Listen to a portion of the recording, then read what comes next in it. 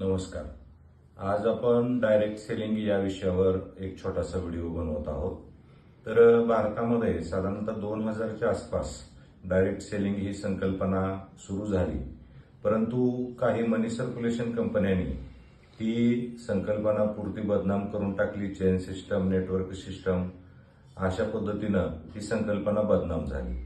परंतु खरं तर ग्राहकांना चांगल्या पद्धतीनं सेवा देणारी किंवा ग्राहकांचं हित बघणारी ही संकल्पना आहे. ही अमेरिका, फ्रान्स, जर्मनी, चायना अशा देशांमध्ये खूप वर्षापासून चालू आहे.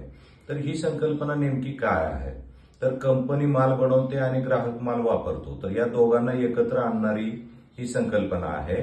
आणि याच्यामध्ये ग्राहकांना जो आज भुर्दंड सोसावा लागतो, कारण कंपनीकडून होलसेल डीलर, स्टॉकिस्ट असं करत करत जाहिरातीवर वगैरे याच्यामध्ये प्रचंड खर्च होतो आणि 50 रुपयांची वस्तू ग्राहकांना 100 रुपयांना मिळते. परंतु डायरेक्ट सेलिंग किंवा नेटवर्क मार्केटिंगमध्ये ही वस्तू 50 रुपयाची वस्तू ग्राहकांना फार तर 60-70 रुपयांमध्ये मिळते आणि जो काही कंपनीला फायदा होतो तो पण ग्राहकांमध्ये वितरित करण्याची अशा पद्धतीची ही व्यवस्था आहे. तर या चांगल्या संकल्पनेला आपण या संकल्पनेचा आपण पुरस्कार करायला पाहिजे.